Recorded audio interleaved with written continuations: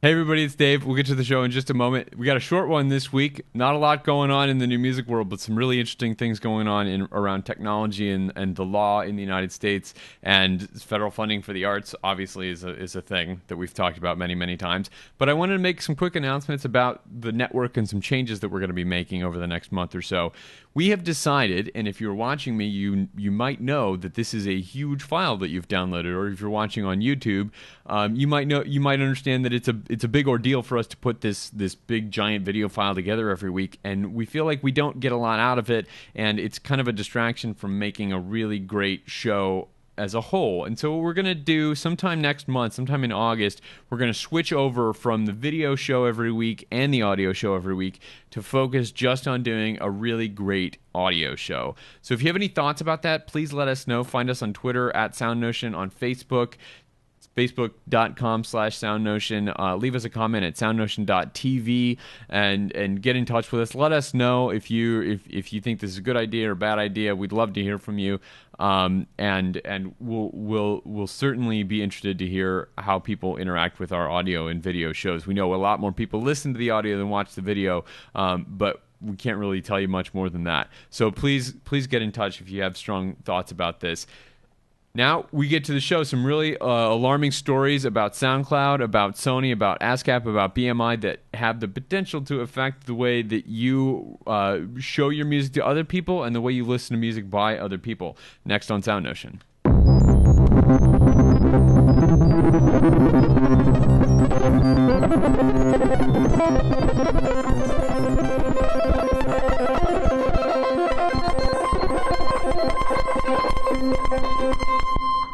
This is SoundNotion, the weekly podcast for new music and music news. I'm David McDonald. I'm Sam Merciers. I'm Nate Blayton. And this week on the show, we have some big things happening at SoundCloud. Do you guys use SoundCloud? Mm-hmm. Yes, I've had an account for a long, long time. SoundCloud's a great site. It's not only becoming a great site, it has become a great site to go to listen to music. It has long been a great site to share your own music. And being a site that has user-generated content like SoundCloud has its dangers, as YouTube discovered when they let people upload any video they wanted. People uploaded video that they didn't own. They uploaded video from television shows and from movies and all kinds of things like that. Saturday Night Live sketches and Jon Stewart clips and all kinds of things from The Daily Show. And they got a lot of flack from the major film studios for that. And it had a major effect on their cost when YouTube bought them. That's one of the reasons Google was able to buy YouTube for such a low price, is that they, looked like they were going to get sued out of existence by all these huge media companies. And a similar thing happens to SoundCloud 10 years later when SoundCloud lets people like you and me upload whatever music we want. Turns out some people like to share music that they didn't create themselves. I don't know if you guys like music that you didn't make, but apparently that's a thing, that people like music that other people made. And so SoundCloud has found that has gotten them in some hot water with, surprise, surprise, the three major record labels, Sony, Warner, and Universal.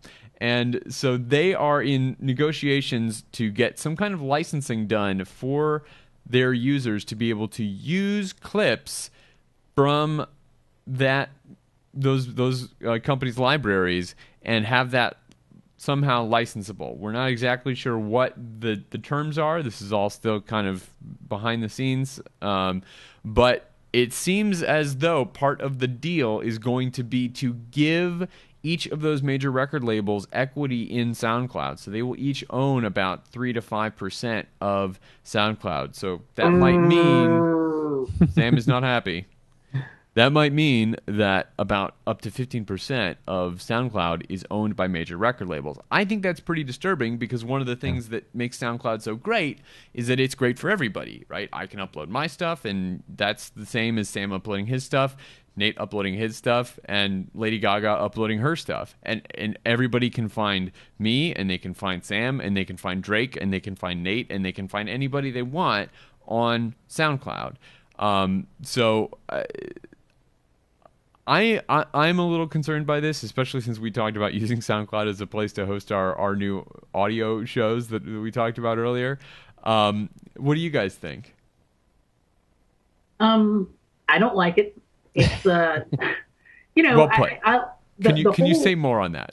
the whole idea of it being a user content site and a place for discovering new music by user generated music um, is the most important aspect of SoundCloud to me, and to post my own music there. And it seems like getting record companies involved in any way it slides it in a direction that I don't want it to go. Mm-hmm. I understand the political, I mean the Legal situation, the legal situation that SoundCloud finds itself in, and they're not able to obviously ameliorate it the same way YouTube was because they don't have the mountain of lawyers, and the format isn't as amenable to easily putting in ads and things like that. Yeah. But that seems like a lot to give up, for like what, a $700 million company is what it's currently valued at. That seems like a lot to give up in this regard to me. Yeah, I mean, so hopefully, I mean, Dave was telling us before the show that like this is kind of like SoundCloud trying to do their best to let users continue to use the service the way they've been using it. Like DJs uploading a set of music that they don't own, but they've arranged in a careful way and doing their art that way. And so like allowing their users to continue doing what they've been doing, but have it kind of settle in a more legal way. That sounds like a good pursuit, and hopefully it's not going to be a dangerous one down the line, but we'll see. I know that I use it mostly for like putting up drafts of music that I'm making with my friends or for other compositions and stuff. And so, I mean, I don't know, maybe I've got a 15% major record deal now with with this, Yeah. I wonder what is going to happen, what would happen, or what if they're going to be able to figure out some sort of a solution for artists like Girl Talk, where it's not like sets of music, it's lots of, you know what I'm talking about, lots of remix samples and stuff. I wonder if I would be, if this goes through and they in turn figured out a way to handle that kind of art, that would be a good end result. Yeah. Because I don't think that without getting the record companies involved, you're not going to settle that one for sure. Yeah, and I think that's, if you look at the people that are using SoundCloud right now, one of the groups with whom SoundCloud is the biggest in the most significant is EDM artists, electronic artists, who are, like Nate was saying, putting up their mix of a whole set or using samples really effectively, like Girl Talk. And I think that's a big part of what SoundCloud is trying to do here, is to let that kind of creativity exist, because it is a creative endeavor to put together a DJ set. And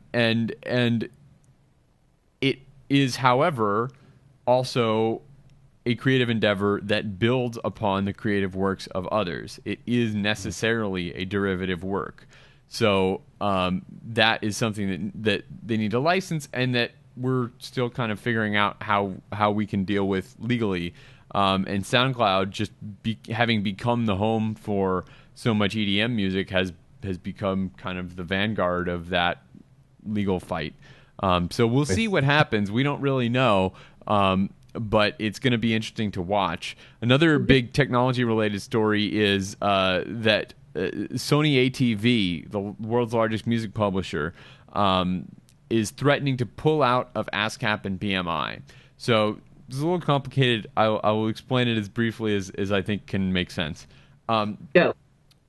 The music streaming services like Pandora have to pay a public performance royalty. Streaming music online, the same as broadcasting music on the radio or playing it in a club or any other public space, even if it's a recording, is still something that requires a public performance license. That is, as the law sees it, that is a public performance, even though it is a recorded performance. So to do that, Pandora goes to ASCAP and BMI, the performance rights organizations in the United States, and they get a blanket license from ASCAP and a blanket license from BMI. That allows them to perform these works. Now, when Pandora performs the work, only one person is hearing it, and so it is a little bit skewed to say that a spin on Pandora is the same as a spin on a terrestrial radio station, on your local, dial it up on your car radio, FM radio station. They're very, very different. the music publishers think they're not getting paid enough for those plays on Pandora. And so what they wanted to do was take the digital streaming performance away from what they had already given to ASCAP and BMI. ASCAP and BMI get to control all of the public performance for all of the songs that they represent. And so you or I, when we open our nightclubs, because we're opening a nightclub, right, are just going to go and get that license from those people, and then we're good to go. Sony ATV wants to say, no, you can handle all the public performance except for digital streaming. Digital streaming, we want to handle directly, and if you want to stream music from our record label, you have to get it from us. The U.S. Justice Department said in a ruling that they cannot do that. If you're giving your performance rights to ASCAP and BMI, you have to give all of your performance rights to ASCAP and BMI. You can't pick and choose because then it makes everything really complicated for everybody to figure out where they need to go to get the license to do the thing that they want to do. If it's public performance and you've got to deal with ASCAP, everything goes through ASCAP for performance. And so now, that's last month, now Sony ATV just sent a letter to all of their songwriters and composers this week on Thursday saying, if we can't work something out, they're in the process of trying to work some deal out between themselves and the PROs, ASCAP and BMI, and streaming services like Pandora, where they can have a separate kind of licensing that you have to get from them directly if you want to be a Pandora, as opposed to if you want to be a regular radio station or if you want to be any public space, that you have to get that directly from them, and they negotiate their own separate rate for that. So that is what they're trying to work out right now. And they have threatened that if they can't do that, they're going to pull all of their public performance rights from ASCAP and BMI, which would be huge. It would be a monumental change in the way that music is licensed in the United States if every single person that wanted to perform a work publicly now had to go directly to the publisher. If there's only one publisher doing it and it's only Sony ATV, then that might kind of work, because then there are now still only 3 places that you need to go. But as soon as Warner Chappell gets wind of this, they're saying, hey, we're on board with that. As soon as Universal Music Publishing gets wind of this and sees how much Sony ATV is making, they're on board. And now there's 6 places you have to go, and now we're off to the races. And there are tons of people that do their own performance, that do their own publishing, and so it has the potential to get really complicated really fast if this change happens. Sam? And Sony knows that too. I don't think they want to be in a situation where they have to be the person approving all the, doing ASCAP and BMI's job that they do now. So, and that ultimately making it harder for their own artists to get their music licensed and make money off of it, right? Mm-hmm. Right. Making it more difficult, making it more complicated. So we'll see. But the difference is, though, and this is the part that I think is particularly alarming, is that while it would be more difficult and more expensive for them, they might actually make a little bit more money. I think ASCAP and BMI, of the performance licensing fees, they are nonprofits. They take out like 5.5% or so, 5.5%, or maybe 4.5% of the total performance licensing fees, and then they split the rest between the publishers and the composers. They could absorb some of that, but smaller publishers couldn't.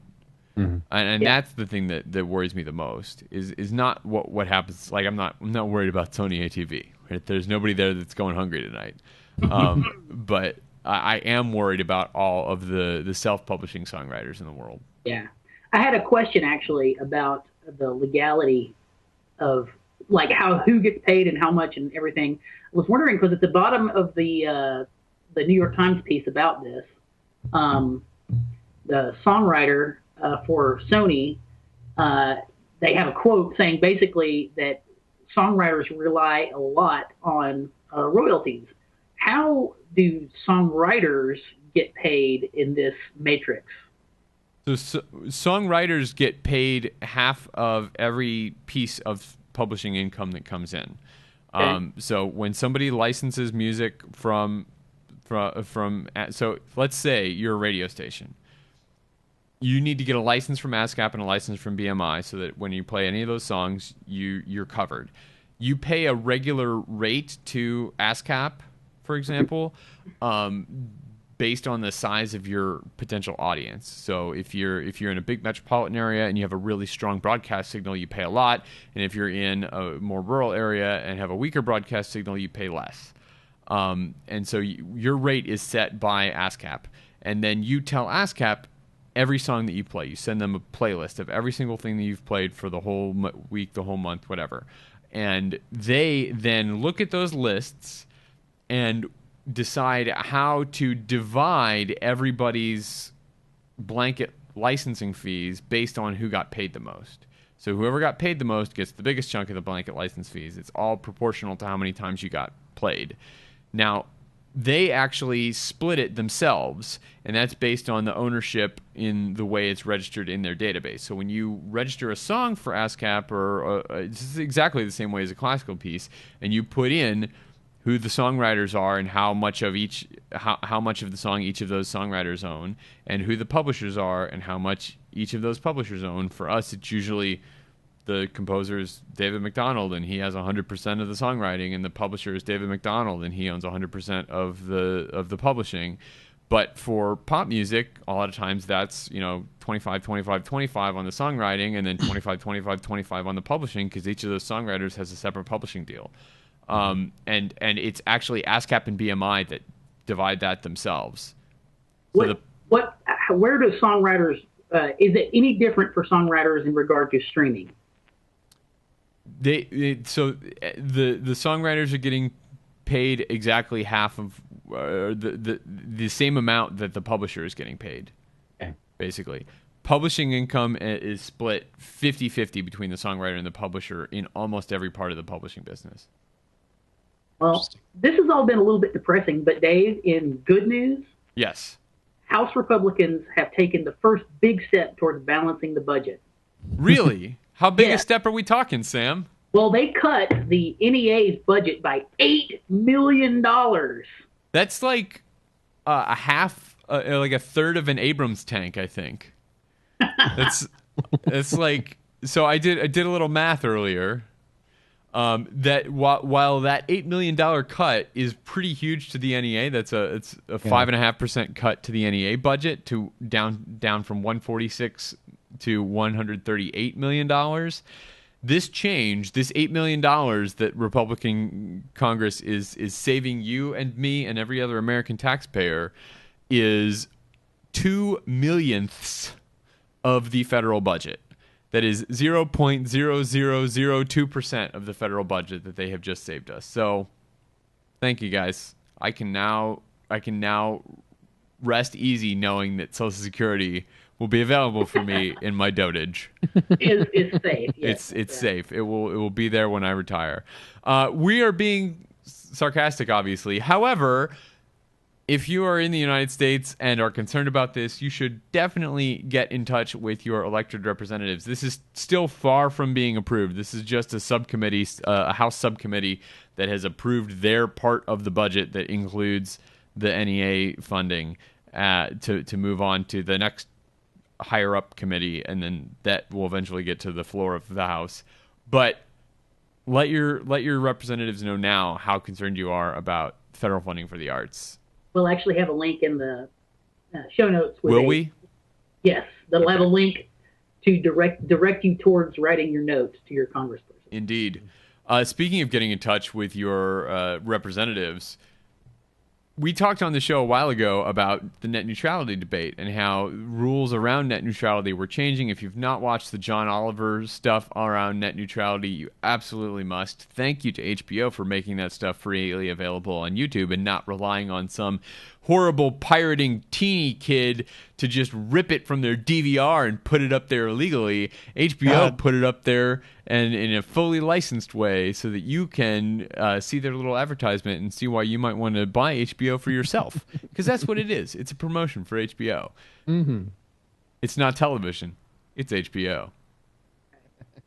So what we talked about is this net neutrality issue of the companies that provide the backbone levels of the internet and the local ISPs being able to provision internet traffic such that internet traffic from sites that pay them and big companies get to you faster. And this is actually a lot of similar to what we were talking about with SoundCloud. Traffic from big companies is better and more privileged than traffic from smaller companies and SoundNotion. And this is something that we're all concerned with. We would all like the net to remain neutral so that traffic from Netflix is the same as traffic from SoundNotion, only a lot more. And so you need to let the FCC know. As we said, they're in a comment period while they're coming up with some new rules around net neutrality. You have until July 15th, which is, I think, Tuesday this week.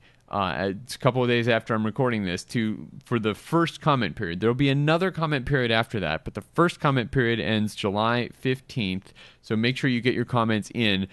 Tom Wheeler, who is the FCC chair, and you might be surprised to know this, also former top lobbyist for the cable industry, also former top lobbyist for the wireless telephone industry in both of those organizations' halls of fame. And could possibly also be a dingo. Could also be a dingo, according to John Oliver. Watch the John Oliver sketch if you're not sure. But you can let him know, and he said that you would not be alone if you did that. He tweeted yesterday from his official Twitter account that so far there have been 647,000 comments filed with the FCC around net neutrality. So good work, Internet. Yep, you are doing the right thing. 32,685 just in the last 30 days. Nice. And as many of those might be big companies saying that they don't care about net neutrality and that we should provision our traffic, there are not that many big companies that have an interest in it. So I think by the number of them, we have to assume that they are overwhelmingly from people that are in favor of a net that remains neutral, that remains a place of egalitarian idealism. Shout out to Minnesota Senator Al Franken. Al Franken, the senator from Saturday Night Live. Yes, he has been a big champion and very active in fighting to preserve net neutrality and to inform his constituents and the entire country of its importance. And framing it as a social justice issue, which to me it absolutely is. Yep. So anyway, kudos to him, and we'll have a link so that you can fill out your own comments in the show notes. Indeed. And then, Sam, do you want to wrap us up while I cue up this tune? Was that it? Is that everything? Yeah. Oh, short one today. So as promised, I promised and I delivered. You're welcome, Internet. Stand-up guy, Dave. Yeah. So sadly, this week the music world says goodbye to the last Ramone, Tommy Ramone. I had thought he was 62. I saw a story that said he was 62 and a story that said he was 65. So who knows? Anyway, if you're a hard rocker, you never tell with those Europeans. Yeah. You they don't keep good records. They didn't keep good records back in the 70s. Yeah, hard rock and lifestyle got to him, I think. And also, sadly, Charlie Hayden, American jazz bass player and very inventive. And I mean, I've listened to his music for years and years and years. It's recorded with Michael Brecker and Herbie Hancock and Pat Metheny, and the list goes on and on and on. Also died this week. He was 77, I think. So we have a clip to send us out today, and we'll listen to that as we leave the show. One of the most famous recordings in the kind of the last half of the 21st or the 20th century in jazz. Ornette Coleman's "Lonely Woman" on the album "Shape of Jazz to Come." We'll listen to that as we go out today. But that's going to do it for this week's SoundNotion. As promised, it's a short show. We didn't have a guest and not a lot going on, and we did want to make sure that you all were up to date on some of the changes that we're going to be making with the network. We'll be back next week with a normal length show with a normal guest. We've got a couple of good guests coming up. If you enjoyed our show last month with Larry and Arlene Dunn, thank you. where we talked about this really cool project about getting composers in schools and having composers work with kids and having kids develop their own notation systems and their own compositions around the sounds that they could make in the classroom. If you thought that was really cool, we are going to be talking to the composer, Danny Clay, that they worked with while they were doing that, about some of his music and some of the projects that he's doing around education. We're really looking forward to that. That'll be next week on the show. You can watch live at 11 a.m. Eastern Time here at live.soundnotion.tv. So be sure to tune in. Join us in chat for any questions that you have about that. We'd love to get some live feedback going for that. And the week after that, it looks like we might be talking to Mark Mellett. So we have a good couple of shows coming up. Be sure to tune in. You can, as I said, live.soundnotion.tv for that. If you missed the show, that's fine. If you can't do the Sunday morning thing, we totally understand. This show and all our shows are available at soundnotion.tv. This is soundnotion.tv/SN for this show's archives. You can also catch them all on iTunes, so look us up in the iTunes podcast directory or wherever finer podcasts are aggregated. If you'd like to get in touch with us, let us know what you want to hear about on the show, what you want to hear about for the format for our show. You can do that on all kinds of social media. On Twitter, we're at SoundNotion. I'm at Dave McDowell. Sam is at HouseGoy, and Nate is at ANateTree. And we are at facebook.com/SoundNotion. We're also on Tumblr at blog.soundnotion.tv. You can find our Tumblr blog. Is there anywhere else that I'm forgetting? You can subscribe to us on YouTube and leave comments there on YouTube as well. That's great too. And I don't know what else I have to say. If you'd like to support the show, you can do that by going to our site using the Amazon affiliate link there. Tell your friends about us. Leave us reviews in all the places that let you leave reviews for things, and tell people about how wonderful we are. Thank you so much for watching and listening. We really appreciate it, and we really hope to continue making great shows for you for a long time. We'll see you back next week. Thank you so much for watching or listening.